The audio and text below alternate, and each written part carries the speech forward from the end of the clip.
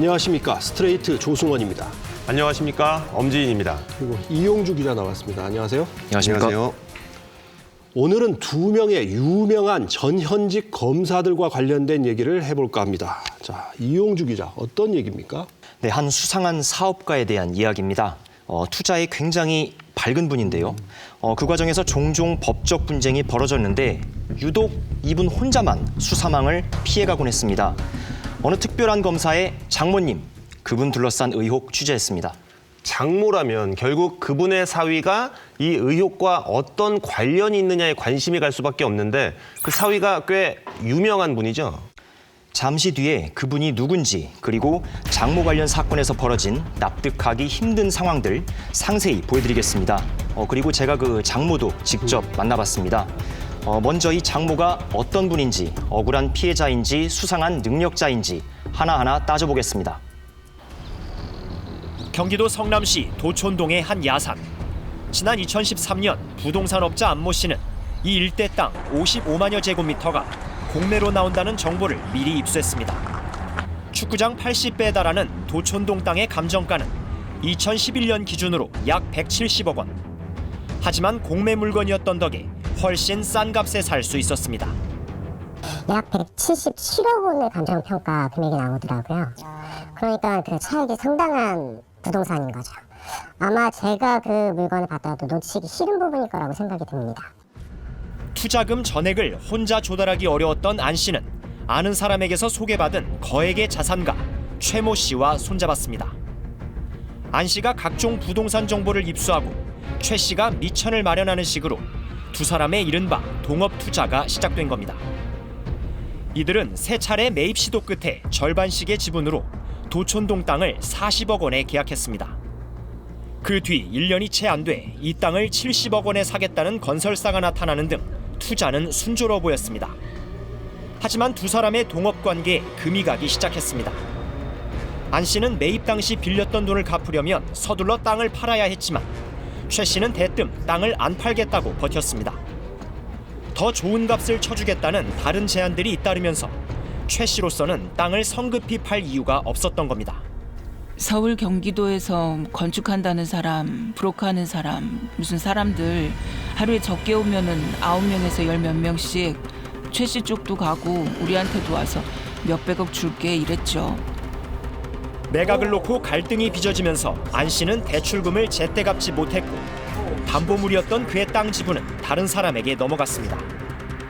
이 땅을 사들인 사람은 공교롭게도 최 씨의 아들이 대표인 부동산 업체였습니다. 사실상 땅 전체를 손에 넣은 최 씨. 즉각 130억 원의 땅을 팔아 3년 만에 90억 원의 막대한 차익을 남겼습니다. 이 놀라운 투자의 주인공인 최 씨는 다름 아닌 윤석열 검찰총장의 장모입니다. 그런데 문제의 이 땅을 매입하던 과정에서 최 씨의 수상한 행적들이 드러났습니다. 자금 조달력을 입증하기 위해 발급받았다는 최 씨 명의의 은행 예금 잔고 증명서, 증서 번호와 발급 번호 등은 물론 100억 원이 넘는 예금 잔액도 10원 단위까지 자세히 적혀 있습니다. 은행 대표이사 이름 옆에 찍힌 직인도 선명합니다. 그럴싸해 보였던 잔고 증명서, 알고 보니 가짜였습니다. 잔고 증명서 일체는 당행의 사용 형식이 아니며 당행이 발행한 잔고 증명서가 아님. 이런 식으로 위조된 증명서는 확인된 것만 넉 장. 가짜 예금 잔고는 모두 합쳐 350억 원에 달합니다. 어느 위조 증명서에는 10월을 뜻하는 영문 표기가 어거스트, 즉 8월로 돼 있습니다. 최 씨 명의의 이 위조 증명서들은 땅 매입 대금의 잔금 지급일 연장을 요청하고 추가 자금을 마련하는 데 활용됐습니다. 이 잔고 증명서를 보시고 어떻게 좀 생각을 하셨던? 이거 틀림없다 이거는. 확인은 해보실 생각을 못 해보셨던 거예요? 그렇죠. 하지 말라 그러니까. 이거 잔고증명을 믿어라 이거지. 이게 잔고증명이 있다고 이렇게 여기 왔잖아요. 이 신한은행 지점장에서. 네. 근데 그걸 뭘 의심해요? 동업자 안 씨와 소송전을 벌이게 된 최 씨는 법정에서 가짜 잔고증명서의 존재를 시인했습니다. 스트레이트가 입수한 최 씨의 법정 증인신문 녹취서. 증인은 피고인에게 잔고증명서를 교부한 사실이 있지요. 예. 이것은 누가 만들었나요? 제가 김께 부탁했습니다. 거듭된 확인에도 한결 같은 반응. 증인이 신한상호저축은행의 직원도 아닌 김에게 필요하니까 만들어달라고 해서 4장을 다 받은 건 맞다는 것이지요. 예, 이것은 다 허위이지요. 예. 그러나 누가 위조를 주도했는지에 대해서는 두 사람의 주장이 엇갈립니다. 안 씨가 저에게 가짜라도 좋으니까 잔고 증명서를 만들어 달라고 부탁을 했습니다. 신한상호저축은행 가서 이런 잔고증명서 있냐고 하니까 이런 증명서는 있지도 않다고 하더라고요. 금융감독원에 신고도 했습니다. 가짜 증명서 작성을 누가 주도했든지 최 씨는 사문서 위조 혐의를 벗어나기 어렵다는 게 법률 전문가들의 견해입니다. 범죄가 발각되지 않으리라는 상대방의 말을 믿고 같이 범죄에 가담했는데 발각이 되었으니 내가 속았다라고 하는 것은 전혀 적절한 항변이 될 수 없죠. 범죄를 하지 않았다는 것이 아니라 오히려 범죄를 했다라는 강력한 반증이 될 수도 있는 것이죠. 이렇듯 공개 재판에서 새로운 범죄 혐의가 드러났지만 검찰은 모른 채 했습니다. 그리고 사문서 유조가 명백한, 그리고 행사도 명백한 것을 인지하고도 최소한 기소유예 처분조차도 하지 않았다고 한다면 그것은 좀 부적절한 것이 아닌가. 도촌동 땅 매입 당시 최 씨의 수상한 투자 행적은 또 있습니다. 불법 차명거래 의혹입니다. 자신의 명의가 아닌 지인이 소개해준 회사를 앞세워 거래를 했던 정황이 수사와 재판 과정에서 드러난 겁니다. 증인은 지인에게서 소개받은 회사 이름으로 2분의 1 지분을 받은 것은 맞지요. 예. 이 과정에 등장하는 또 다른 인물이 있습니다. 최 씨의 둘째 딸이자 윤석열 검찰총장의 부인 김건희 씨입니다. 잔고증명서 위조를 포함해 어머니 최 씨에게 조언을 해준 투자 전문가는 김건희 씨의 지인이라는 사실이 재판 중에 드러났습니다. 어떻게 알게 된 지인입니까? 우리 딸하고 따님 친구분인가요? 친구 아니고 딸하고 알게 돼서 알게 됐습니다. 의혹의 도촌동 땅 매매 과정 전반에서 김건희 씨가 모종의 역할을 했다는 주장. 김건희하고는 한두 번 만난 게 아니라 에서 수십 번 만났죠. 우리 같이 잘 해보자고. 우리 엄마는 돈 융통을 잘 못한다. 내가 다 해줘야지. 융통하는 거를 내가 다 한다고 해요. 그런데 진짜로 그렇게 하더라고요. 이에 대해 김건희 씨는 안 씨와 딱 한 번 만나 인사를 나눴을 뿐 도촌동 땅 문제를 논의한 적은 없다는 입장을 가족을 통해 알려왔습니다. 윤석열 검찰총장의 장모, 뭔가 간단치가 않습니다. 이분이 어쨌든 투자에 굉장히 밝고 빠르고 또 부동산을 사고 팔아서 차익을 얻은 것은 분명해 보입니다. 가족들이 동원된 것 같은 정황도 있고요. 이런 상황이 사실 하나만 있어도 수상한데 도촌동 이 사건 하나만이 아니라는 거죠. 맞습니다. 제가 제보를 받고 취재한 건만 6건 정도입니다. 검찰이 수사를 제대로 한 게 맞나 싶은 보통 사람들이었어도 정말 이랬을까 싶은 정황들이 더 있습니다. 또 다른 사건에서는요, 장모에게 유리한 증언을 해주고 돈을 받았다는 핵심 기록, 그 핵심 기록도 스트레이트가 확보했습니다. 이번엔 장모가 어떻게 검찰 수사를 피해갔는지 보여드리겠습니다.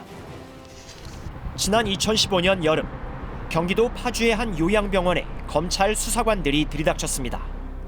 돈을 벌기 위한 병원 설립은 불법이지만 이 병원은 수익을 돌려주겠다며 투자를 받았고 따라서 요양급여비 22억 원을 타낸 것도 사기죄가 성립한다는 혐의.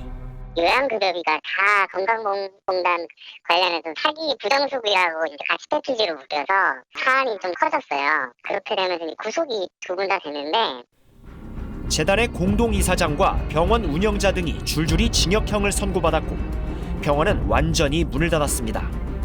그런데 이 사건의 주요 관련자들 가운데 털끝 하나 다치지 않은 사람이 있습니다.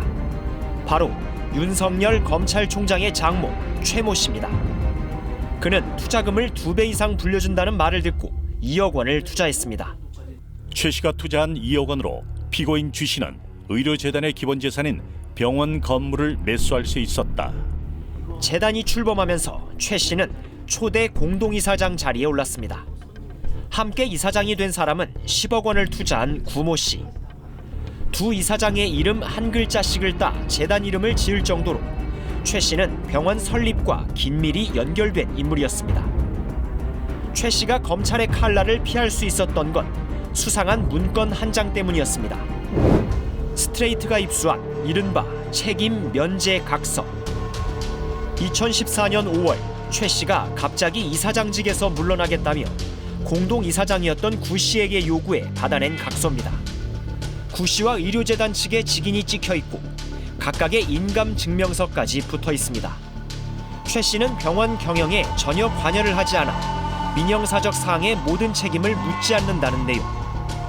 이후 재판에서 최 씨는 이 각서를 근거로 결백을 주장했습니다. 1년 뒤 닥칠 검찰의 수사에 대비라도 한 듯 최 씨는 돌연 문제의 사업에서 발을 빼며 각서까지 받아둔 효과를 톡톡히 봤습니다. 하지만 각서를 받아두었다고 해도 범죄 혐의가 없어지는 건 아니라는 지적이 나옵니다.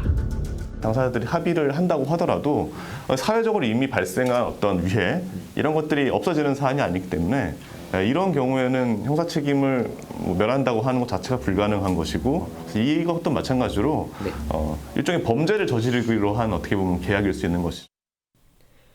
다른 관계인들이 모두 단죄를 받은 반면 혼자만 무사했던 최 씨.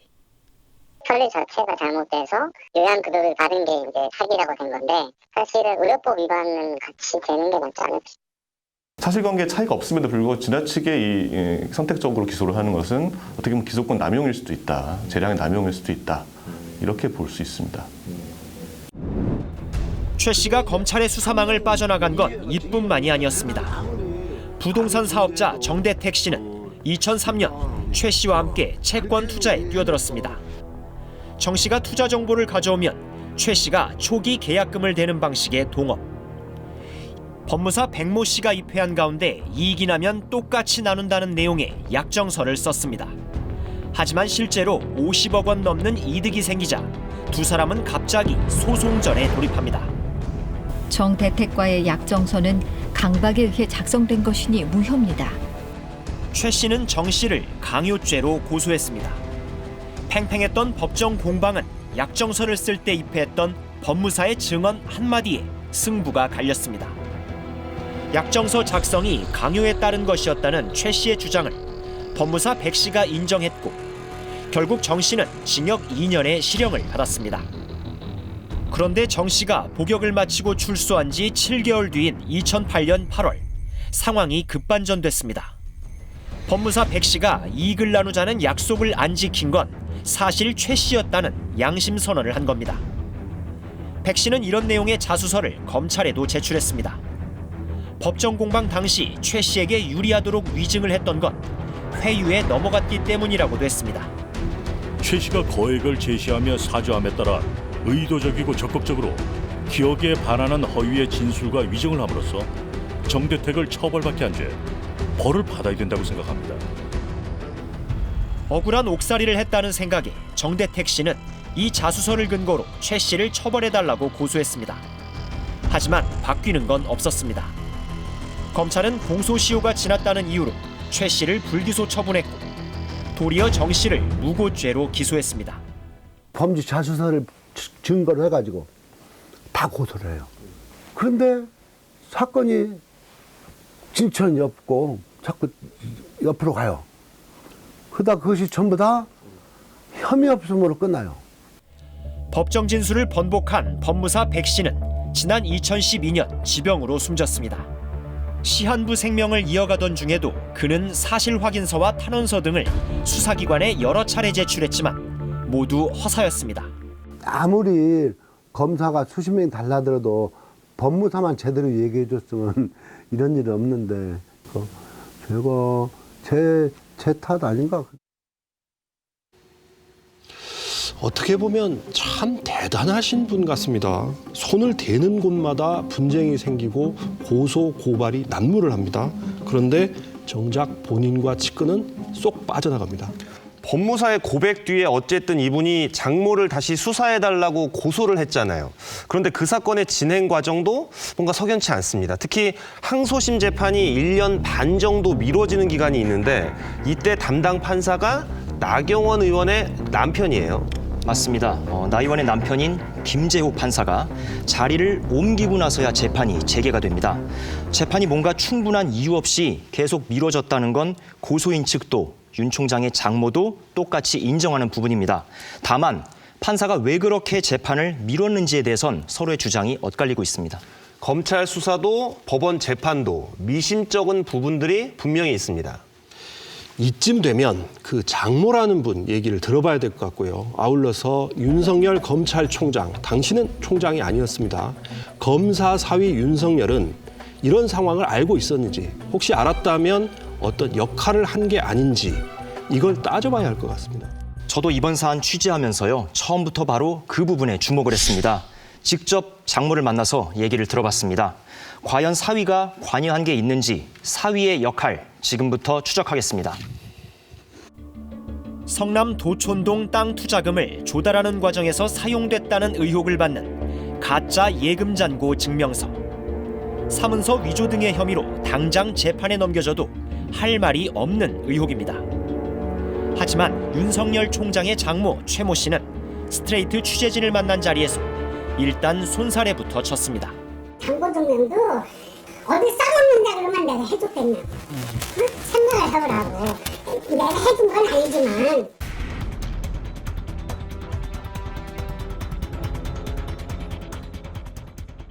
당시 회장님께서 증인으로서 법정에 출석을 하셔가지고 증언을 하신 거예요. 선서를 하시고. 거기서 선서해서도 잘못된 거니까 가져와봐요. 다 허위예요, 그거는. 위증을 하셨다는 말씀이신 거예요? 뭐가 위증이에요? 위조를 한 건 맞지만 그건 동업자 때문이었다고 책임을 떠넘깁니다. 보관을 해야 이 자기한테 어떻게 해준대. 그러니까는 그런 걸로만 알았지. 그래서 내가 써봤는데. 위조에 직접 가담한 건 사실 아니냐고 거듭 묻자 자신은 오히려 사기 피해자라면서 부동산에 대해서도 잘 모른다고 뒤로 물러섭니다. 지시라는 거는 내가 이 모든 상황을 야, 그거 좀 해줘라. 이게 지시요. 절대 그럴 일이 없어요. 왜? 나는 부동산에 대해서 뭔데라는 걸 몰라요. 예를 들어서 나하고 계약서를 이렇게 썼어. 썼으면 내가 이렇게 해도 이거 그냥 100% 읽어봐도 이해가 안 가. 야, 이거 어떻게 되냐고 네가 좀 알아서 해줘라. 성남 도촌동 땅을 제3의 법인 명의로 산, 즉 부동산 차명거래 의혹에 대해선 아들이 해명에 나섰습니다. 처음엔 아무렇지 않게 차명거래를 인정하는 듯 하더니 내가 그걸 물어보니 법인으로 해야지 그거에 대한 은행 대출이 되고 뭐 이러나 봐요. 기본적으로는. 금세 말을 돌립니다. 그래서 이제 어쨌건 그거는 이제 저희 어머니는 그게 누가 했는지도 상관도 없고 어머니 땅을 살려고 하나도 없어요. 50억 정도 되는 사용증만 했지 이도를 받으면 되는 거지.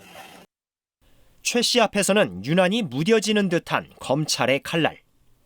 그의 사위가 검사였다는 건 주변에서도 익히 알고 있었다고 합니다. 그 당시엔 알고 있었죠. 다 알고 있죠. 사업하는 사람들은 사위가 어떻고 하는 거에 대해서 사실은 신뢰를 가질 만한 걸로 좀 삼잖아요. 주변에서. 아무래도 함부로 못하게 해서 사업가들은 그런 경우가 있으니까. 사위를 의식하면서도 때로는 과시하는 모습도 보였다고 합니다. 내용이 글쎄 그러더라고요. 왜 본인이 안 오느냐. 그게 자기 집안에 자기 사위가 김성렬이라는 검사가 있다. 그래서 내가 직접 나서질 못하겠다. 나는 실제로 검사하면은 그 잘 하겠지. 검사니까 더군다나 법대로 잘 하겠지. 각종 법정 다툼 고비 때마다 검사 사위의 그림자가 종종 어른거렸다는 증언도 있습니다. 회장님 사위한테 얘기를 좀 해서 돈 안 갚는 사람들 그냥 혼내주자고 했거든요. 그러니까 사위가 변호사 찾아가라고 했어. 그러더라고요. 재판이 끝나면 전화 갖고 오더라고요. 같이 있으니까 다 들리잖아요. 아, 윤서방인가? 이렇게 하면서. 그러면 거기에서 또 목소리가 다 들리지. 윤 총장이 장모 최 씨에게 재판 준비까지 꼼꼼히 조언했다는 목격담. 죽어도 내지 말아야지. 그것을 왜 냈냐고 그러면서 소리를 지르더라고요. 그쪽에서. 최 씨는 전화를 떨어가면서 그러는 거예요. 안 낼 수가 없었어. 윤 총장은 잔고증명서 위조 의혹 등 장모를 둘러싼 각종 의혹에 대해 줄곧 단호히 선을 그었습니다. 내용을 좀 아십니까? 예? 전혀 모르세요? 하지만 장모의 말은 다릅니다. 지난 2011년 동업자였던 정대택 씨와의 분쟁이 극에 달했을 땐 당시 예비 사위였던 윤 총장에게 누가 될까 염려해 결혼 날짜도 미뤘다고 합니다. 파혼할 때 다 그만두기로 했잖아요. 그러니까 내가 염치가 없잖아요. 그죠? 그러니까 그냥 다 그거 했는데 뭐라고 그러는 줄 아세요? 어머니 그냥 팔자려니 하고 사세요. 정대택이라는 이런 쓰면 또 뭐 다른 이 악재가 있지 않겠어요. 도촌동 땅 매입 과정에서 불거진 문제 역시 사위에게 설명했던 것으로 보입니다.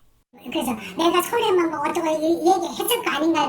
왜냐면 나도 변명을 해야 되니까 사위한테라도. 그러니까 어머니 만난 것도 어머니 운명이고 손해를 본 것도 그러니까 내가 당한 것도 어머니는 그 당할 만큼을 했기 때문에 그렇다는 거예요.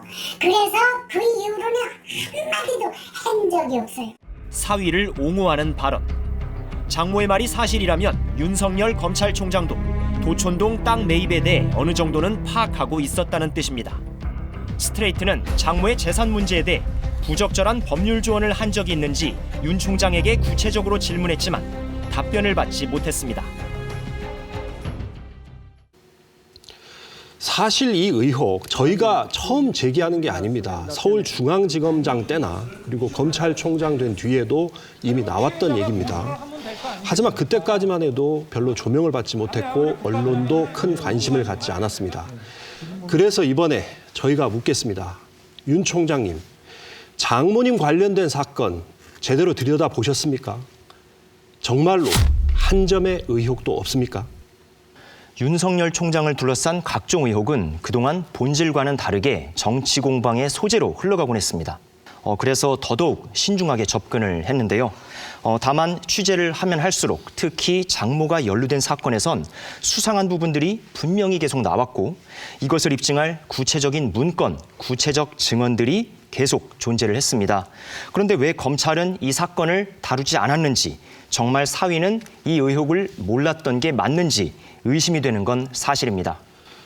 윤 총장은 과거 정부에서나 지금도 살아있는 권력과 맞서면서 누누이 수사에 성역은 없다라고 강조해 왔습니다. 그렇다면 막강한 힘을 가진 검찰총장의 장모라고 해서 이 원칙에 예외가 될 수는 없을 겁니다.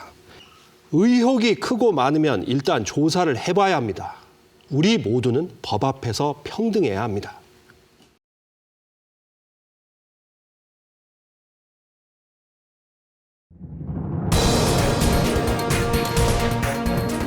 안녕하십니까. 스트레이트 조승원입니다. 안녕하십니까. 엄지인입니다. 그리고 이용주 기자 일주일 만에 다시 나왔습니다. 안녕하세요. 안녕하십니까. 지난 한 주 정말 바쁘셨죠? 네, 지난 방송 이후 정말 제보가 많이 들어왔습니다. 그래서 오늘은 새로운 이야기를 들고 왔습니다. 네, 그렇습니다. 지난주에 저희가 윤석열 검찰총장 장모가 개입된 수상한 여러 건의 소송, 그리고 장모 혼자 쏙 빠져나간 검찰 수사를 전해드렸는데 정말 반응이 뜨거웠습니다. 네, 제대로 진상을 밝히라는 여론은 뜨거웠지만 정작 검찰은 차가웠습니다. 특혜는 없었다. 짧은 입장이었고요. 윤석열 검찰총장도 언급은 없었습니다. 그래서 정말 특혜는 없었는지, 검찰 수사는 공정했는지 다시 한번 따져보려고 합니다. 자, 이용주 기자. 네, 스트레이트 방송 직후 검찰이 뒤늦게 이 장모를 소환 조사하기로 했다는 소식 확인했습니다. 잠시 뒤에 전해드리겠고요. 그에 앞서 먼저 지난 방송에서 다루지 않았던 장모와 엮인 또 다른 사건 얘기를 해볼까 합니다. 어떤 사건인지 지금 보여드리겠습니다. 서울 영등포구 양평동에 있는 오피스텔 건물. 평범한 오피스텔 같지만 이상한 점이 눈에 들어옵니다. 정면에는 1층 높이의 가림막이 쳐져 있고 좁다란 통로 안쪽의 철문은 굳게 닫혀 있습니다. 건물 옆면은 쓰레기장을 방불케 합니다. 아무도 관리하지 않는 사실상 흉가로 방치돼 있다시피 한 건물. 도대체 무슨 일이 있었던 걸까? 2009년 5월 고모 씨는 오피스텔 시공사를 인수하고 공사에 박차를 가했습니다. 하지만 시행사와의 분쟁으로 공사는 지연됐고 자금난은 가중됐습니다. 돈을 빌려보겠다며 한 동업자가 주선한 자리.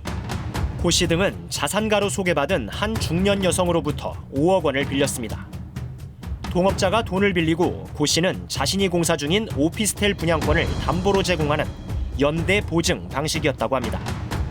그런데 2년 뒤 고 씨 등은 돈을 제때 갚지 않는다며 고소를 당했습니다.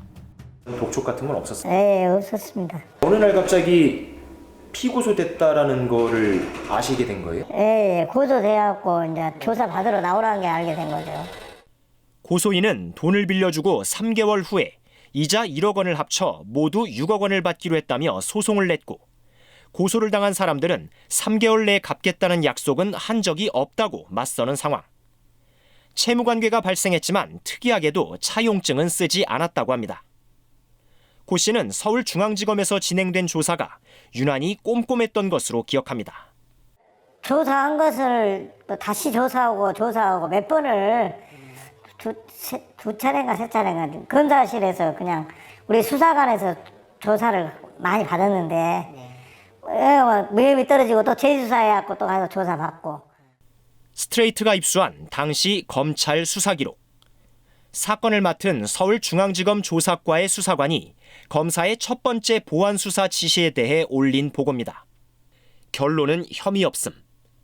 이유는 고 씨 등이 돈을 갚을 능력과 의사를 갖고 있었다는 겁니다.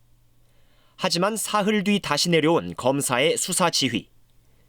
시행사와의 분쟁을 제대로 알리지 않은 채 돈을 빌렸기 때문에 고 씨 등을 기소 의견으로 처리하라는 내용입니다. 고 씨에 따르면 수사관은 이 사건을 2번이나 무혐의 의견으로 검사에게 올렸고, 그때마다 검사는 보강 수사를 지시했다고 합니다. 고 씨는 수사관들이 혐의 없음 의견을 고수하자 검사가 직접 사건을 맡아 자신을 끝내 기소했다며 분통을 터뜨렸습니다. 검찰은 분양권을 담보로 제공한 고 씨가 공사금지 가처분이 걸려 있었다는 사실을 돈을 빌릴 때 알리지 않은 것을 문제 삼아 징역 4년을 구형했습니다. 직접 돈을 빌린 동업자가 빚을 모두 갚았지만 고 씨는 징역 1년 6개월형을 받았습니다. 억울하다고 느낀 고 씨는 수감 중이던 2013년 대검찰청에 진정서를 냈습니다.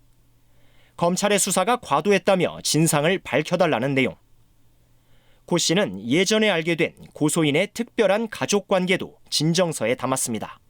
2010년 말인가 식사를 한번 하자고 하더라고요. 그래서 그때 일을 갚으라고 그러더라고요. 사이될 사람이 대검이 있고 사건이 되면 복잡해진다고 그 사람이 전면으로 나서고 또 전용 변호사가 있다고 그러더라고요. 진정을 하고 몇 달 뒤인 2014년 초, 고 씨는 예기치 않게 서울 서초동으로 불려갔습니다. 서울중앙지검 검사의 호출. 동행한 교도관은 문 밖에 대기한 채 검사실 소파에서 단둘이 마주 앉았습니다. 중앙지검 부장검사가 불렀어요, 저를. 그래갖고 대검에다 진정된 사실 있지 않냐고, 그 진정서가 요리 내놨다고, 그 자기가 담당했는데. 예상치 못한 회유가 시작됐다고 합니다. 굳이 이렇게 지금 자천까지 되어 있는데 이걸 허시야 쓰겠냐고 회유하더라고요. 씨도 다 이제 살고 나오면 또 새로운 생활을 해야 되는데 그렇게 하시면 되겠냐고, 서로 좋은 길을 가는 게 안 좋겠냐고. 서로 좋은 길을 가는 게 좋겠습니다. 네, 그 부장검사가 그러더라고요. 고 씨는 결국 없던 일로 하기로 했다고 합니다. 어떻게 해야 되냐는 게 진정 치아를 해주라고 하더라고. 치아서를 좀 써주라고 하더라고. 그래서 거기다 도장도 없으니 하고 사인하고 지장 찍고 왔어요. 고 씨와 동업자를 고소해 법정에 세운 사람은 바로 윤석열 검사의 장모 최모 씨. 검사 사위의 힘이 수사 과정에 미쳤던 걸로 고 씨는 지금도 의심하고 있습니다. 고 씨의 증언만을 전적으로 믿기는 어려운 상황. 스트레이트는 최 씨가 돈을 빌려주고 이후 채무자를 고소해 처벌받게 한 일련의 과정을 잘 아는 최 씨 주변 인사로부터 당시 상황의 일단을 전해들을 수 있었습니다. 돈을 빌려준 자산가가 유명 검사의 장모가 될 사람이라는 말을 고소 직전 채무자에게 귀띔해준 인물이기도 합니다. 사위한테 얘기를 좀 해서 저것들 그냥 혼 좀 내줘야지. 내가 그랬거든. 그러니까 사위가 이 변호사 찾아가라고 했어. 저들 구속시킨다고 하더라고. 수사관의 연이은 혐의 없음 결론을 뒤집은 검사. 여기에 진정 사건 회유 의혹까지. 검찰의 수사를 놓고는 여러 평가가 나옵니다. 결국 실형이 나왔기 때문에 수사엔 문제가 없다는 의견도 적지 않지만 반론도 있습니다. 경찰이 보낸 사건도 아니고 같은 직업만의 사건을 그렇게 한 것을 보면 뭔가 좀 더 신경을 쓴 것 같아요. 검사 권한을 벗어나는 일은 아니지만 이례적인 상황으로 보입니다. 결국은 수사 의지가 중요했을 거란 분석입니다. 철저하게 수사를 안 하면 무혐의 될 수 있는 사건이라고 봅니다. 일반적으로요. 그런데 대부분 이런 사건이 철저하게 수사를 하면 유죄가 됩니다. 윤석열 검사를 처벌해달라며 진정을 낸 수감자를 부장검사가 자기 방으로 직접 불러 철회를 종용한 게 사실이라면 그건 통상적이진 않다는 데는 거의 이견이 없습니다. 이례적이라고 생각이 들고 취하를 권유할 수는 있겠는데 직접 부장검사실로 부르는 일은 드물다고 보는 게 맞는 것 같습니다. 어떤 부당한 내용의 회유나 압력을 하면서 진정을 철회하게 한다거나 그런 행위들은 직권남용 관련해서 방해했잖아. 이런 부분에도 해당할 수 있지 않을까. 대검은 스트레이트의 확인 요청에 대해 고 씨 사건은 법과 원칙에 따라 처리됐다며 검찰총장은 모든 장모 관련 사건 처리에 일체 관여한 바 없다고 밝혔습니다. 또 윤석열 총장이 장모에게 담당 변호사를 직접 소개해줬다는 의혹에 대해서도 윤 총장은 전혀 아는 바가 없다고 설명했습니다. 대검 관계자는 부장검사의 진정인 회유 의혹과 관련해선 해당 검사가 지금 현직이 아니어서 세부적인 대화 내용을 파악하기 어렵다고 해명했습니다. 보면서 그런 생각이 드네요. 왜 이 장모님과 관련된 사건은 다른 일반적인 사건들과 달리 이렇게 특별한 부분이 많은가, 그런 생각이 듭니다. 당사자들 주장에 따르면 구속된 사람을 부장검사가 검사 윤석열의 상황까지 언급해가면서 진정서를 취소하라고 회유를 했다는 건데 뭔가 미심쩍은 건 분명합니다. 이 사건에는요, 전직 프로야구 유명 감독도 연루돼 있는 것으로 확인됐습니다. 고소고발에 얽히면서 이 오피스텔 사업은 아직까지 제대로 마무리가 되지 못했고요. 고 씨는 장모의 형사 고소로 검찰 수사가 시작되면서 사업권도 뺏기고 공사에도 차질을 빚었다, 이렇게 주장하고 있습니다. 지난 방송에 이어 저희가 찾아낸 것만 이만큼인데 검찰이 이런 의혹들 들여다보고 있기는 하는 겁니까? 일부 사건은 공소시효가 지났다. 또 어떤 건 경찰 단계에서부터 수사 대상이 아니었다, 이런 주장을 하고 있습니다. 네, 다만 스트레이트 방송 이후에 검찰이 장모 사건 중 하나를 다시 조사하려고 하는 움직임이 포착됐습니다. 어떤 사건입니까? 바로 위조 잔고 증명서가 사용된 도촌동 땅 매입 사건입니다. 사실 너무 늦은 감이 있습니다. 문제가 제기된 게 어제 오늘의 이야기는 아니잖아요. 검찰이 장모 최 씨에게 이번 주 소환을 통보한 것도 확인됐습니다. 다만 이 사건이 지금 공소시효가 얼마 남지 않았습니다. 방송 이후 달라진 검찰의 태도, 그 수사 속보를 스트레이트가 취재했습니다. 윤석열 총장은 장모 최 씨의 재산 관련 의혹이 처음으로 공개석상에서 불거지자 격앙된 반응을 보였습니다. 그게 어떻게 제 도덕성의 문제입니까? 아니 아무리 국감장이지만 너무하신 거 아닙니까? 그러면서 장모 문제와 관련해 고소된 사건이 없다고 말했습니다. 그리고 이 사건이 지금 어디에 있는지 아십니까? 제가 여쭤보겠습니다. 이게 지금 어디 고소가 됐거나 소송이 들어온 게 있습니까? 아니 그럼 피해자가 고소를 하면 될 거 아니겠습니까? 검찰에 접수된 사건이 없기 때문에 수사할 거리가 아예 없다는 항변. 과연 수사를 못한 걸까, 안 한 걸까? 지난해 9월 법무부 검찰개혁위원회에 진정서 한 통이 접수됐습니다. 장모 최 씨의 가짜 잔고증명서 의혹 등을 철저히 수사해달라는 내용이었습니다. 최 씨 스스로 가짜 증명서임을 인정했고 적극적으로 사용한 정황이 드러난 만큼 즉각 수사해야 한다는 겁니다. 윤석열 검찰총장의 장모 최 씨가 딸 김건희 씨의 친구 김을 시켜 신한저축은행 잔고증명 300억 상당을 위조한 것이 죄가 안 되는 이유는 무엇인가요? 진정사건은 대검찰청을 거쳐 지난해 10월 의정부지검으로 보내졌습니다. 사건 배당 이후 최근까지 5개월에 달하는 기간 동안 일선 검찰청의 수사는 어땠을까? 강제 수사는커녕 아직까지 진정인조차 단 한 차례도 부르지 않았던 것으로 전해졌습니다. 의도적으로 방치하고 있는 게 아니냐는 의심이 나올 수밖에 없습니다.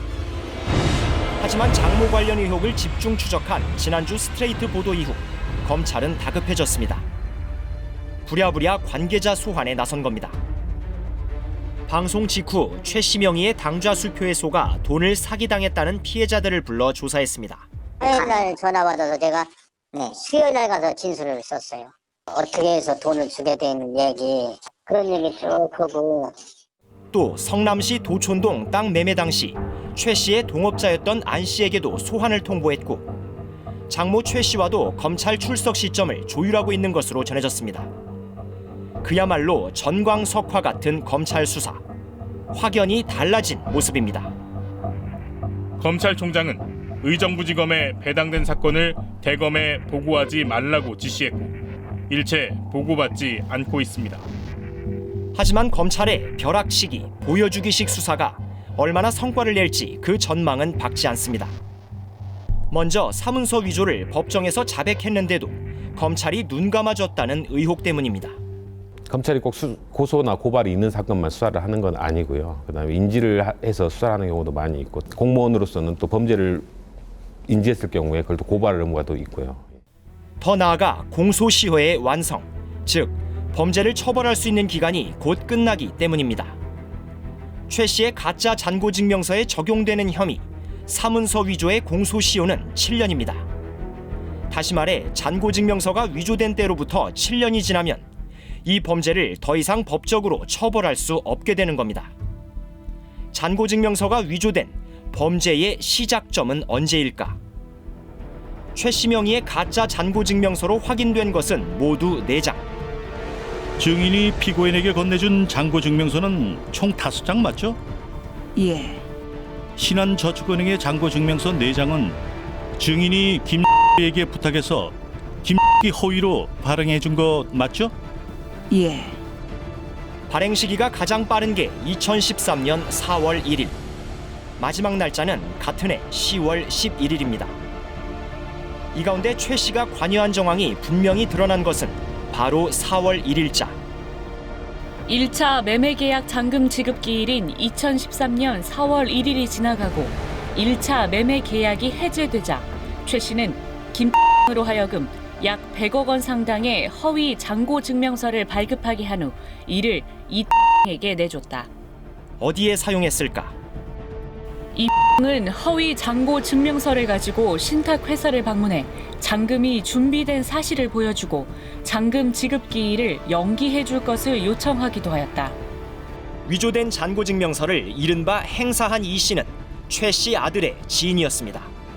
위조증명서에 표시된 발급일 기준으로 2013년 4월 1일로부터 7년째인 오는 31일이 지나면 가짜 잔고증명서 혐의를 처벌하려 해도 할 수 없게 됩니다. 검찰에게 1차적으로 남은 시간은 앞으로 정확히 15일입니다. 공소시효가 2주 정도밖에 남지 않았습니다.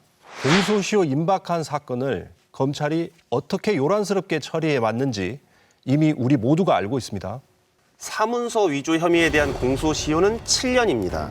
조국 전 법무장관의 인사청문회 당일에 공소시효 종료를 앞두고 자정을 넘기기 전에 부인 정경심 교수를 기소하면서 검찰이 적용한 게 바로 표창장이라고 하는 사문서 위조 혐의였습니다. 비슷한 혐의 그리고 공소시효가 역시 얼마 남지 않았다는 점에서 이번 사건 어떻게 처리하는지 주목해 봐야 한다는 뜻입니다.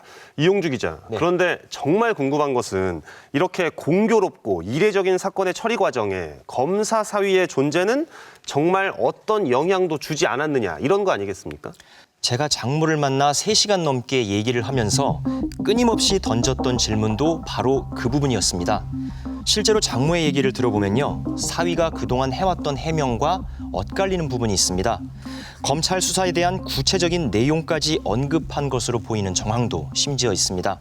장모는 과연 무슨 얘기를 어디까지 했는지, 사위는 어떤 조언을 했던 건지 지금부터 살펴보겠습니다. 윤석열 검찰총장의 장모 최모 씨 관련 사업에서 피해를 봤다고 주장하는 사람들이 한자리에 모였습니다. 이들은 검찰 대신 경찰이 수사를 해달라고 목소리를 높였습니다. 검찰에 아무리 진정을 넣고 고발을 해도 아무 소용없습니다. 그거는 윤석열 수하에 있다고 생각하기 때문입니다. 2016년 4월 동업자였던 안 씨의 재판에 증인으로 나섰던 최 씨가 순순히 시인한 가짜 은행 예금 잔고 증명서.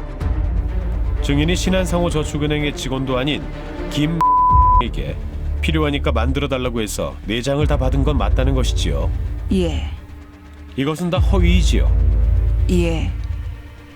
하지만 최 씨는 스트레이트 취재진을 만난 자리에서는 자신의 법정 증언을 부인하는 식의 발언을 이어갔습니다. 허위 잔고 증명서라고 인정이 돼 있고 또 회장님께서도 그게 내가 지시했다라고 그게 인정을 하시지 않았습니까? 지시가 어디 있어요, 지시가. 그러면서 새로운 해석을 내놨습니다. 그러니까 이게 다 허위이지요라는 질문에 회장님께서 예라고 그때 인정을 한 증언 그 내용이 있습니다. 아니 봐요, 이 내용 자체가 허위 아니에요? 그걸 얘기한 거죠. 그걸 허위라고 그런 거죠. 급기야 책임을 떠넘기는 모습까지. 그 잔고 증명서 작성을 지시했느냐 안 했느냐? 안 했어. 안 했고 그때 상황에서 아마 그게 필요했길래 걔가 했겠죠. 모르쇠로 철저히 일관한 최 씨.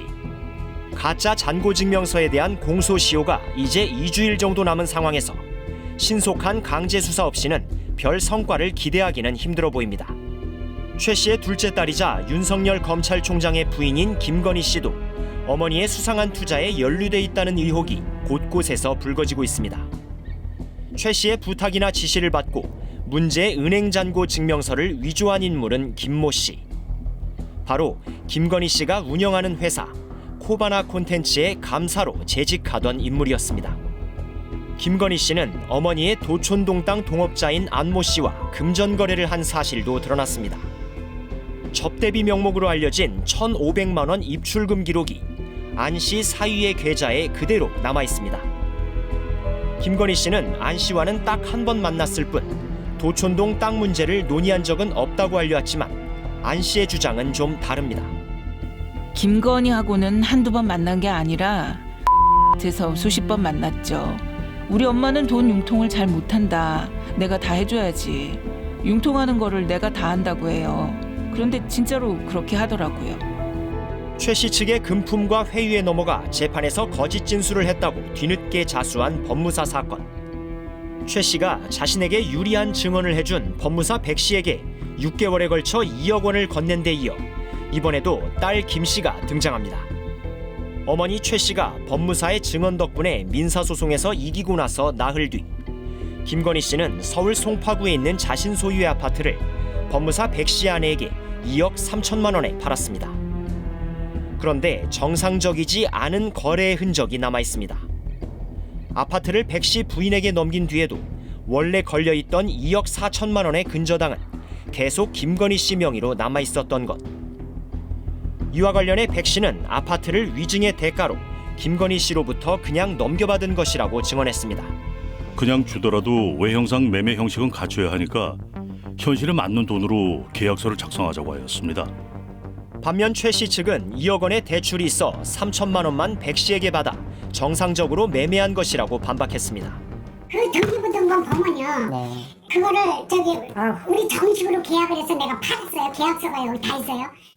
법무사의 양심선언 사건은 김건희 씨가 윤석열 총장과 결혼하기 전에 발생했지만 2012년 결혼 이후에도 관련 당사자들의 법적 분쟁은 계속되고 있습니다.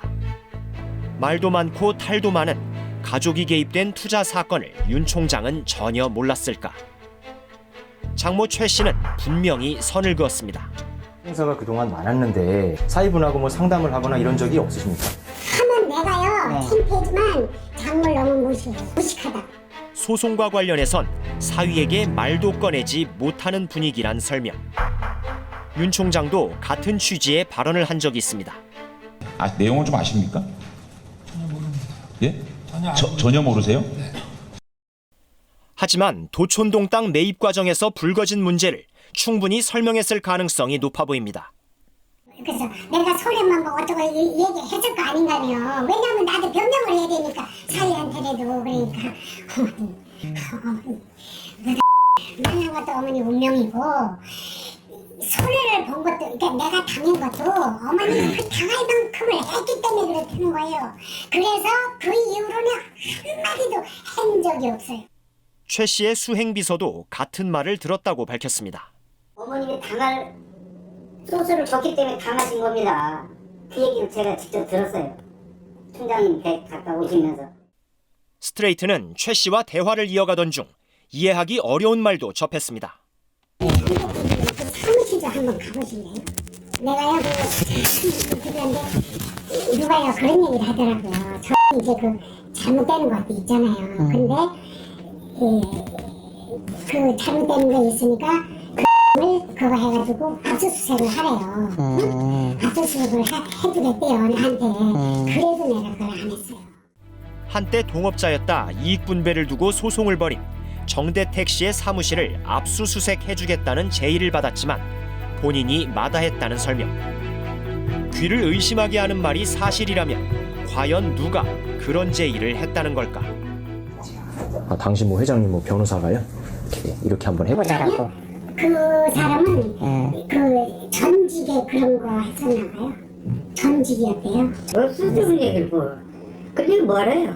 내가 누가 아는데 뭐 해줄게 모르는 한 수야? 그래? 말을 자르려는 아들과 달리 최 씨는 오히려 거리낄 게 없는 모습이었습니다. 발언의 정확한 취지를 다시 묻지 않을 수 없었습니다. 정대택 씨 그 사무실 압수수색 같은 경우는 뭐 그냥 아이디어 차원에서 그냥 말씀을 하신 건가요? 그랬지 뭘 누가 해. 예전에는 걔가 그 뭘 잘못한 거를 이거 차에 지고 있나 봐요. 누구 정대택 씨가 잘못한 걸요? 지고 그러니까 압수수색 해라고 그러죠. 근데 이제 그것만 가지고는 좀 약하고 뭐 하여튼 그런가 봐요. 그러면서 어쩌고 저쩌고 했는데 그냥 나는 그런 거를 원하지 않아. 윤석열 검찰총장이 과거 정권에서 항명으로 좌천까지 당했는데 그런 상황에서 장모를 위해 어떻게 힘을 썼겠냐라고 하시는 분들도 있습니다. 그런데요, 우리 검찰은 기수 문화가 아주 뿌리 깊습니다. 다들 서로 선배 아니면 후배 아니면 동기들입니다. 그렇다 보니까 본인 혹은 가족이 연루된 사건에서 검찰이 부당하게 사건을 처리했다라는 의혹은 과거에도 끊이지 않았습니다.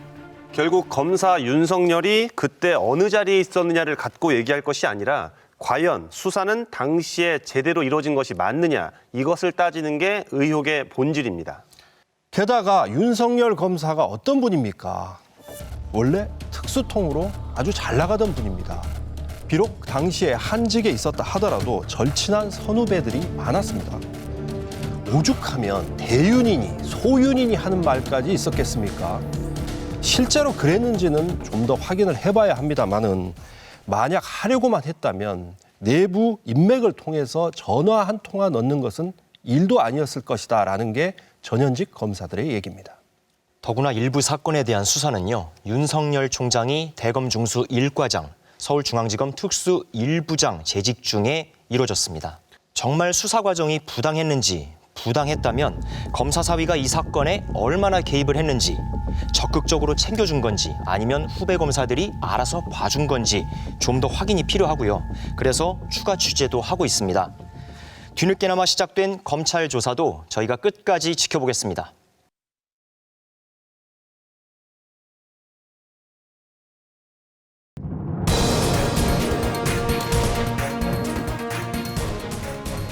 안녕하십니까. 스트레이트 조승원입니다. 안녕하십니까. 엄지인입니다. 지난 2주간 참 일이 많았습니다. 윤석열 검찰총장 장모 의혹을 둘러싼 저희 스트레이트 보도 이후에 검찰이 뒤늦게 수사에 들어갔고요. 결국은 장모 최 씨를 재판에 넘겼습니다. 350억 원에 달하는 가짜 은행 잔고 증명서를 만든 지는 7년, 법원에서 위조 사실을 인정한 지는 4년이 지난 뒤였습니다. 늑장 수사, 부실 수사 의혹은 애초에 검찰이 자초했습니다. 자, 이제는 이 뒤늦은 수사라도 검찰이 제대로 한 건지 따져봐야 할 것 같습니다. 이 의혹을 계속 꾸준히 취재해온 이용주 기자 나와 있습니다. 안녕하세요. 안녕하십니까. 안녕하세요. 윤석열 검찰총장의 장모가 엮인 사건. 저희가 지난 방송을 통해 제기했던 건 크게 4가지 정도 되는데요. 도촌동 땅이 있었고 요양병원이 있고 또 채권에 오피스텔에 복잡합니다. 대부분 투자 과정에서 동업자와 생긴 분쟁이고요. 검찰이 이번에 재판에 넘긴 건 그 도촌동 땅을 사는 과정에서 사용된 장모 명의의 가짜 잔고증명서입니다. 검찰은 장모가 동업자와 함께 가짜로 4장을 만들어서 그중에 한 장만 사용했다. 이렇게 결론을 내렸어요. 어떻습니까? 그런데 동업자, 다른 투자자들의 말과는 좀 다릅니다. 그리고 검찰이 살펴보지 않았던 장모의 수상한 잔고증명서가 더 있습니다. 스트레이트가 단독 입수했습니다. 동업자들은 또 투자 과정에 딸 김건희 씨, 그러니까 윤석열 총장의 부인도 직접 개입을 했다 이렇게 주장을 했거든요. 그런데 검찰은 증거가 없다고 선을 그었습니다. 그래서 정말 증거가 없는지 지금부터 따져보겠습니다. 검찰 수사 기록도 입수를 해서 분석을 했는데요. 검찰이 장모의 주장에만 힘을 실어준 게 아닌가 싶은 정황도 있습니다. 스트레이트가 다시 추적했습니다. 지난달 18일 의정부지방검찰청. 새벽부터 기자들이 대거 모여들었습니다. 잔고증명서 위조 혐의를 받고 있는 윤석열 검찰총장의 장모 최모 씨가 소환될 걸로 알려진 날. 못 갈 것 같아서 내일 가겠다고 그랬더니 내일은 이런 얘기를 안 들어야 되는데 조사가 있기 때문에 안 된다고 그 다음날 오라고 그러더라고요. 최 씨 사건 진정인과 피해자들이 검찰에 잇따라 출석한 만큼 예상되는 다음 차례도 피진정인인 최 씨의 소환이었습니다. 하지만 그날 최 씨는 모습을 드러내지 않았습니다. 그런데 검찰이 진정인이나 다른 피해자들보다 먼저 최 씨를 불러 조사했다는 의혹이 제기됐습니다. 스트레이트가 입수한 장모 최 씨와 지인의 통화 내용. 최 씨가 직접 검찰 조사 얘기를 꺼냅니다. 내가 조금 아팠지. 참아 하나도 못했으니까 검찰에서 오라 그러니까 또 새벽같이 또 조사 가야 되고 막 그러니까 갔다 왔어요? 나는 갔다 왔지. 응당도 언제지? 3, 4일 됐는데 도 갔었다 그러고 뭐 다 갔었다 그러대. 스트레이트가 장모의 의혹을 처음 보도하고 5일이 지난 3월 14일에 이루어진 통화. 따라서 3월 11일 전후로 최 씨가 이미 조사를 받았다는 얘기입니다. 진정인을 한 번도 부르지 않았고 참고인들 소환이 막 시작되던 시점에 검찰이 피진정인을 서둘러 부른 것은 일반적이지 않다는 지적이 나옵니다. 이 원래 순서라고 하는 거는 앞사람으로부터 어떤 정보들을 확인한 다음에 이걸 바탕으로 뒷사람에게 수사를 하기 위한 것이거든요. 피진정인의 입장을 먼저 듣고 싶었던 것이 있지 않고서는 사실은 순서를 바꿀 이유는 별로 없는 것으로 보입니다. 스트레이트 보도 이후 최 씨 명의의 당좌수표 피해자들도 검찰에 불려 나왔는데 조사 분위기가 어딘지 어수선했다고 합니다. 다 하고서 왔는데 또 오라고 야단이야 그냥. 의다가냐 막 수사 기록을 올렸는데 뭐 잘못 받았다고 야단 왔는지 묻는 그 어구가 틀렸다고 또 왔다 가라 그래. 아니 당신 무슨 장난하는 거냐고 말이야. 아니 내가 무슨 법법자냐 말이야. 뭐 2번씩 3번씩 가느냐고. 윤석열 검찰총장 장모의 혐의를 수사한 검찰은 지난달 27일 수사 결과를 내놓았습니다. 법무부에 진정이 접수된 지 6개월. 스트레이트 첫 보도 이후 18일 만이었습니다. 검찰은 최 씨와 동업자 안 씨, 그리고 이들의 부탁을 받고 가짜 잔고증명서를 만든 김모 씨 등 3명에게 사문서 위조죄가 있다고 보고 재판에 넘겼습니다. 발급일 기준으로 첫 번째 가짜 잔고증명서의 공소시효 완성을 나흘 앞둔 시점에 이루어진 기소. 의정부지검은 독립적으로 수사하여 오늘 기소하였고 수사 절차의 투명성과 공정성을 위해 수사 과정에서 상급기관에 보고하지 않았음. 법과 원칙에 따른 한 점 의혹도 남기지 않은 수사였을까? 검찰은 이번 수사에서 안 씨가 가짜라도 좋으니 잔고증명서를 만들어달라고 요구해 그렇게 했다는 최 씨의 주장을 수용했습니다. 피고인 김 2013년 4월 1일경 피고인 안 피고인 최 부탁을 받고 신한상호저축은행 명의의 잔고증명서 한 장을 위조하였다. 일종의 공범관계라는 판단입니다. 하지만 그동안의 기록과 진술은 검찰의 판단과는 많이 다릅니다. 위조 잔고증명서를 직접 만든 김 씨는 2013년 4월 1일자 첫 번째 잔고증명의 경우 위조를 요청한 사람은 장모 최 씨였다고 분명히 증언했습니다. 위조된 뒤 실제로 사용까지 됐다며 검찰이 가장 크게 주목한 가짜 잔고증명서입니다. 사기꾼인지 뭔지 모르지만 도와달라고 요청한 사람은 누구인가요? 최 씨입니다. 안 씨입니까? 최 씨입니까? 최 씨도 했었고 안 씨도 했었습니다. 넉장입니다. 그게 아니라 첫 번째 장을 얘기하는 겁니다. 이건 최 씨입니다. 의혹은 또 있습니다. 재판 과정에서 확인된 최 씨 명의의 잔고증명서는 모두 5장. 당시 법정에 증인으로 나온 최 씨는 이 가운데 4장은 허위라고 시인했지만 나머지 1장은 진짜라고 주장했습니다. 증인은 이것을 알고 있나요? 국민은행 것은 제가 했습니다. 제 통장에 있습니다. 스트레이트가 확보한 최 씨 명의의 바로 그 국민은행 잔고증명서입니다. 통장에 10억 원이 있다는 확인서인 이 증명서의 계좌번호를 보면 가짜로 드러난 최 씨 명의의 저축은행 잔고증명서에 적힌 계좌와 끝 한 자리만 다릅니다. 최 씨 말대로 이 증명서가 진짜인지 여부와 무관하게 보통의 잔고증명서와는 다르다는 사실을 최 씨 스스로가 법정에서 인정한 바 있습니다. 국민은행 잔고증명이 2013년 3월 11일인데 이것은 진짜인가요? 그것은 진짜인데 그것을 피고인이 해달라고 해서 사채업하는 제가 아는 회장에게 하느라 돈이 엄청 많이 들었습니다. 10억 원은 누구의 돈인가요? 남에게 빌린 돈입니다. 얼마를 빌렸나요? 몇억 원 빌렸습니다. 거액의 이자나 수수료를 주고 남의 돈을 일시적으로 자기 계좌에 입금시킨 뒤 잔고증명서를 발급받았다는 설명. 자기 돈이 묶여 있어 급하게 사채를 썼다는 증언이 이어집니다. 지금 증인 말대로 한다면 10억 원이 있었는데 왜 굳이 강에게 또 돈을 빌려달라고 하였나요? 제가 돈이 없었습니다. 10억 원은 증인의 돈이라고 하지 않았나요? 제 돈이라도 제가 쓸 수 있는 돈이 아니었습니다. 급전을 빌려 만든 잔고증명서는 어디에 사용한 걸까?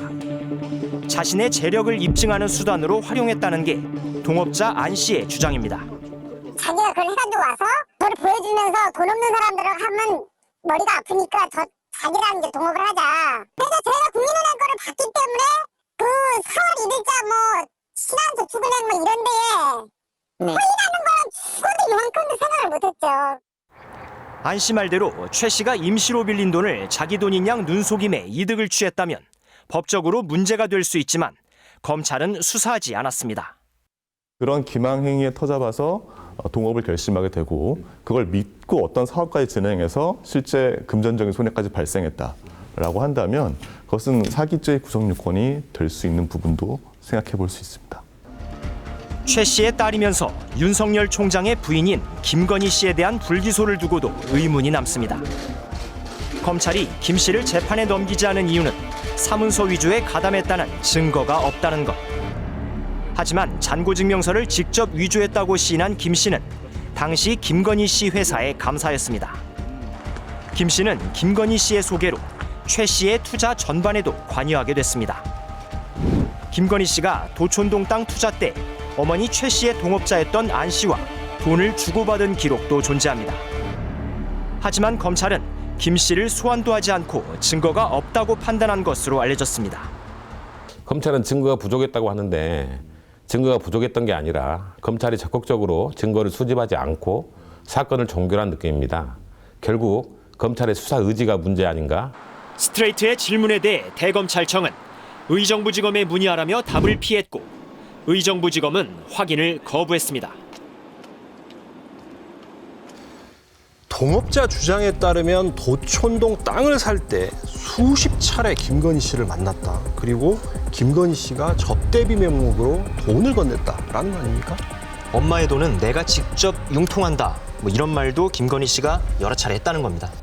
가짜 잔고증명서 만든 사람을 알게 된 것도 딸 김건희 씨 때문이죠? 네, 투자 자문 일을 하는 사람 이렇게 소개를 했다는 겁니다.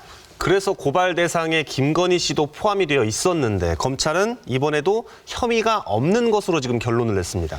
여기서 하나 더, 장모와 투자 이익을 나누는 문제를 두고 다투다가 처벌을 받은 다른 사건을 보면요. 수상한 이름이 하나 더 나옵니다. 바로 김명신, 김건희 씨의 개명 전 옛 이름입니다. 김 씨는 2008년 10월 이름을 김명신에서 김건희로 바꾼 것으로 확인이 되는데요. 장모의 각종 소송 과정에 이 김명신이라는 이름이 여러 차례 등장합니다. 장모가 동업자와 함께 건물 채권을 사고 팔면서 5달 만에 53억 원 정도의 차익을 챙긴 적이 있습니다. 그런데 이 이익을 나누는 과정에서 다툼이 생겼고요. 그 사이에 있던 법무사가 장모에게 유리한 거짓 진술을 했다고 털어놓은 그런 사건이죠. 맞습니다. 그 분쟁 과정에서 법무사 측에게 수차례 돈이 건네졌고요. 또 김명신 씨가 소유하고 있던 아파트, 그 아파트 소유권이 넘어가기도 합니다. 그런데 이 아파트 거래 과정이 보통의 거래와는 좀 많이 다릅니다. 대체 김명신, 그녀의 역할은 뭐였는지 지금부터 보여드리겠습니다. 서울 송파구의 한 아파트. 2005년 1월 이 아파트 201호의 주인이 바뀌었습니다. 보통의 부동산 매매 같지만 수상한 점이 눈에 들어옵니다. 아파트를 담보로 한 대출 2억 원이 있었는데 소유권이 넘어간 뒤에도 옛 주인이 대출을 계속 떠안고 이자도 부담하고 있었던 겁니다. 저희는 본 사례는 없어요. 누가 봐도 이상하죠. 중개업소에서 거래를 할 땐 이렇게 거래 안 합니다. 집을 판 뒤에도 대출 이자를 계속 내준 관대한 옛 주인은 누굴까? 김명신. 윤석열 검찰총장의 배우자 김건희 씨의 개명 전 이름입니다. 김 씨는 왜 손해를 무릅썼던 것일까? 실수였을까? 몰랐을까? 아니면 특별한 이유가 있었던 걸까? 발단은 2년 전인 2003년으로 거슬러 올라갑니다. 김건희 씨의 어머니 최 씨는 서울 송파구에 있는 한 스포츠센터 공매 입찰에 뛰어들었습니다. 이때 손잡은 인물이 채권투자 전문가인 정대택 씨. 최 씨와 정 씨는 이익이 나면 똑같이 나눈다는 약정서를 작성했습니다. 약정서 균분하기로 돼 있어요. 50대 50. 균분이라 하면은 손해도 반반, 이익도 반반, 모든 것이 반반. 채 반년이 안 돼 50억 원이 넘는 수익이 났습니다. 하지만 동업은 여기까지였습니다. 2003년 12월 최 씨가 정 씨를 고소한 겁니다. 정 씨의 협박에 못 이겨 약정서에 동의했기 때문에 이익을 반으로 나눈다는 약속은 무효라는 주장이었습니다. 서로 합의한 약정서다. 아니다. 강요된 약정서다라며 한치의 양보도 없던 법정 공방은 한 사람의 진술로 승부가 갈렸습니다. 약정서 작성 때 입회했던 법무사 백모 씨. 백 씨는 오랜 친구였던 정대택 씨 대신 최 씨의 편에 섰습니다. 정대택 씨의 협박이 있었다는 증언을 했고 결국 정 씨는 실형을 선고받았습니다. 그런데 2005년 9월 반전이 벌어졌습니다. 법무사 백 씨가 기존의 진술을 뒤엎은 것. 정 씨의 강요는 없었다며 이른바 양심 선언을 한 겁니다. 백 씨는 거짓 증언에 대한 대가로 최 씨에게서 금품을 받았다고도 폭로했습니다. 증인이 최 씨로부터 2억 원이나 되는 돈을 받은 이유는 무엇인가요? 최 씨에게 유리하게 잘 진술해달라는 취지로 거액을 약속받은 후 받은 것이지요? 최 씨가 이 일이 잘 끝나면 살해할 금액을 특정하고 있었는데 그것의 일부다라고 하면서 주었습니다. 법무사 백 씨에 따르면 돈이 전달된 횟수는 모두 3차례. 시점이 기막힙니다. 백 씨의 진술로 정 씨가 기소되고 2달이 지난 2004년 6월 8천만 원. 백 씨가 최 씨에게 유리한 법정 증언을 한 지 한 달 뒤 7천만 원. 2005년 초 최 씨가 정 씨를 상대로 민사소송에서도 이긴 뒤 건넨 5천만 원까지. 모두 2억 원이 송사의 주요 고비를 무사히 넘길 때마다 백 씨에게 지급됐습니다. 돈만 건네진 게 아니었습니다. 2004년 9월 법무사 백 씨는 최 씨에게 3천만 원을 주고 당시 시세로 3억 원을 웃돌던 김건희 씨 소유의 아파트에 입주했습니다. 스트레이트 취재진을 만난 최 씨는 정상적인 거래였다고 강조했습니다. 그거를 우리 정식으로 계약을 해서 내가 팔았어요. 계약서가 여기 다 있어요. 대출 2억 원을 승계해 잔액만 주고 집을 사들이는 방식이었다는 걸까? 그런데 소유권이 넘어가기 넉 달 전 백씨 가족이 이미 아파트에 들어와 산 건 물론 대출 2억 원을 매도자 김건희 씨가 계속 떠안고 이자까지 부담하는 수상한 거래였습니다. 최 씨가 이 아파트에 대한 이전 등기를 하여주면서 이 사건에 관하여 무슨 말을 하였나요? 이 사건이 끝날 때까지는 근저당 채무에 대한 이자는 자신들이 부담하겠다고 하였습니다. 옛 주인이 담보대출 이자를 계속 내준 건 단순 실수도 손해도 아닌 위증의 대가였다는 주장. 어머니 최 씨가 자기 소유의 아파트를 넘기는데 김건희 씨도 동의했던 걸까? 사실 김 씨는 아파트 제공 그 이상의 역할을 한 것으로 보입니다. 2005년 5월 김건희 씨는 백 씨 부부를 찾아가 1억 원짜리 수표를 전달하려 했습니다. 아파트에 걸려있는 담보대출 채무자를 백 씨로 바꿔달라고 부탁하기 위해서였다고 합니다. 하지만 백 씨 부부의 반응은 싸늘했습니다. 백 씨의 부인이 1억 받아가지고는 못 해주겠다. 처음에는 최소 10억 원 이상 받을 것으로 생각하고 있었다면서 채무자 변경을 못 해주겠다고 해서 가지고 갔던 1억 원을 그냥 들고 나왔습니다. 어머니 최 씨와 법무사 백 씨의 다툼은 풀리지 않았고 결국 그해 9월 백 씨는 양심 선언을 했습니다. 최 씨 모녀에게 닥친 위기. 여기서 또다시 믿기 힘든 일이 벌어집니다. 백 씨가 양심 선언을 한 지 불과 8일 뒤에 전격 구속된 겁니다. 검찰은 백 씨가 최 씨로부터 받았다고 한 아파트와 돈을 위증의 대가가 아닌 법률 상담의 대가로 보고 변호사법 위반 혐의를 적용했습니다. 피고를 이용하여 수십억 원을 챙겨놓고 이를 독식하기 위하여 피고에게 2억을 교부하였으나 이것이 말썽이 생기자 검찰과 짜고 피고를 흠집내기 위하여 무리하게 구속 기소한 사건입니다. 법무사 백 씨가 구속된 직후 최 씨는 백 씨에게 줬던 돈을 돌려받기 위해 소송을 제기했습니다. 하지만 곧 소송을 취하합니다. 왜 그랬을까? 재판 결과가 어떻게 되었나요? 담당 검사가 대여금 1억 5천만 원 부분은 변호사법 위반으로 피고를 처벌할 테니 그 부분은 문제 삼지 말라고 해서 그 부분은 결국 소를 취하했습니다. 백 씨의 처벌을 두고 담당 검사와 긴밀히 협의했음을 사실상 인정한 셈입니다. 재판을 맡은 판사가 의문을 제기했을 정도. 단순히 검사가 청구하지 말라고 해서 1억 5천만 원을 반환 청구하지 않았다는 말은 쉽게 납득이 가지 않는데 어떤가요? 최 씨 가족은 2000년대 중반부터 한 검찰 간부와 두터운 친분을 유지했던 것으로 알려져 있습니다. 2004년에만 2차례에 걸쳐 최 씨 가족이 미국에 있는 이 검사의 부인에게 미화 18,880달러를 보낸 것으로 확인되기도 했습니다. 저하고 대질하면서 은 안다. 가족끼리도 알고 주 아들 뭐 가정교사 했던 누구를 통해서 가족끼리 안다. 친하게 지낸다.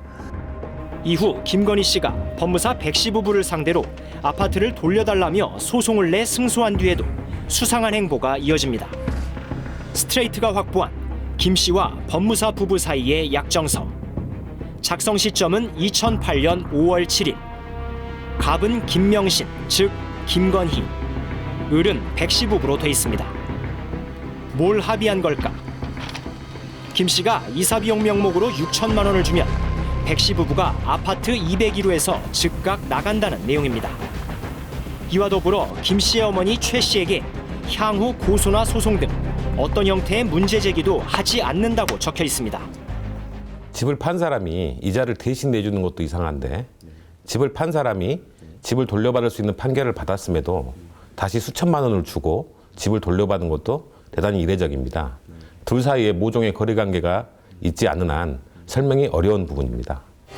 석 달 뒤 백 씨는 양심선언 내용을 토대로 경찰에 자수까지 했습니다.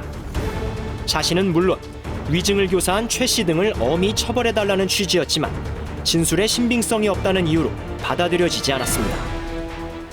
검찰은 해가 서쪽에서 떠서 동쪽으로 진다고 기소하고 법원은 물이 낮은 데서 높은 곳으로 흐른다고 판결했을 뿐입니다.